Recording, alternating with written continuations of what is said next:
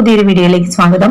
നമ്മളൊരു കുട്ടിക്ക് എപ്പോൾ ബ്രസ്റ്റ് ഫീഡിംഗ് ചെയ്യണം, എങ്ങനെ ചെയ്യണം, അല്ലെങ്കിൽ ബ്രസ്റ്റ് ഫീഡിംഗ് ചെയ്യുമ്പോൾ നമ്മുടെ കുട്ടിക്ക് ആവശ്യമായ പാല് കിട്ടുന്നുണ്ടോ എന്ന് എങ്ങനെ അറിയാം, അതുപോലെ തന്നെ ബ്രസ്റ്റ് ഫീഡിംഗ് ചെയ്യുന്ന മദേഴ്സ് എന്തൊക്കെ കാര്യങ്ങൾ ശ്രദ്ധിക്കണം എന്നൊക്കെയാണ് നമ്മൾ നോക്കാനായിട്ട് പോകുന്നത്. ജനിച്ചതിന് ശേഷം ആദ്യത്തെ 1 മണിക്കൂറിനുള്ളിൽ നമ്മൾ കുട്ടിക്ക് പാല് കൊടുക്കേണ്ടതാണ്. അതിനുശേഷം 2 അല്ലെങ്കിൽ 3 മണിക്കൂർ ഇടവിട്ട് നമ്മൾ നിർബന്ധമായും കുട്ടിക്ക് പാല് കൊടുത്തിരിക്കണം. ആദ്യത്തെ 6 മാസം നമ്മൾ കുട്ടികൾക്ക് മുലപ്പാൽ മാത്രമേ കൊടുക്കാൻ പാടുള്ളൂ. 6 മാസം കഴിഞ്ഞാൽ ഒരു 2 വർഷമെങ്കിലും നമ്മൾ ഈ ബ്രസ്റ്റ് ഫീഡിംഗ് കണ്ടിന്യൂ ചെയ്യേണ്ടതാണ്. നമ്മൾ കുഞ്ഞിന് പാല് കൊടുക്കുന്ന നേരത്ത് അമ്മമാര് നല്ല കംഫർട്ടബിൾ ആയിട്ടുള്ള ഒരു പൊസിഷനിൽ ഇരിക്കാനായിട്ട് ശ്രദ്ധിക്കുക. വേണമെങ്കിൽ നമുക്കൊരു പില്ലോ മടിയിൽ വെച്ചിട്ട് അതിന്റെ മുകളിൽ കുട്ടിയെ കിടത്തിയ ശേഷം നമുക്കത് പാല് കൊടുക്കാവുന്നതാണ്. അതുപോലെ തന്നെ നമ്മൾ പാല് കൊടുക്കുന്ന സമയത്ത് മുന്നോട്ട് ഒത്തിരി കുനിഞ്ഞൊക്കെ ഇരുന്നിട്ടുണ്ടെങ്കിൽ നമുക്ക് നടുവിനും പുറത്തിനൊക്കെ വേദന അനുഭവപ്പെടാനൊക്കെ സാധ്യതയുണ്ട്.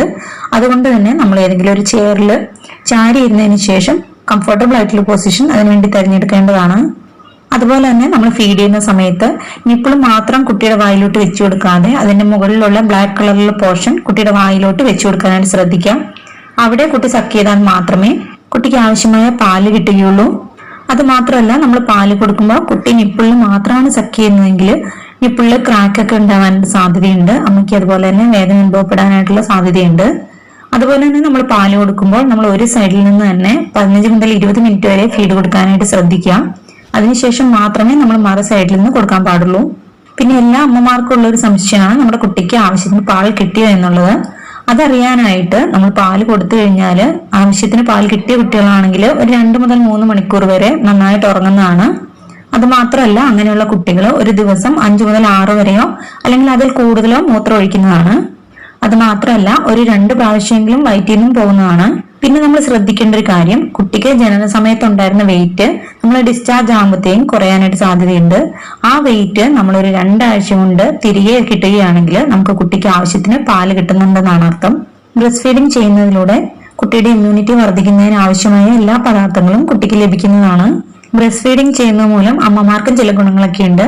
അമ്മമാർക്ക് ഡെലിവറിക്ക് ശേഷമുള്ള ബ്ലീഡിംഗ് കൺട്രോൾ ആവുന്നതിന് സഹായിക്കുന്നു.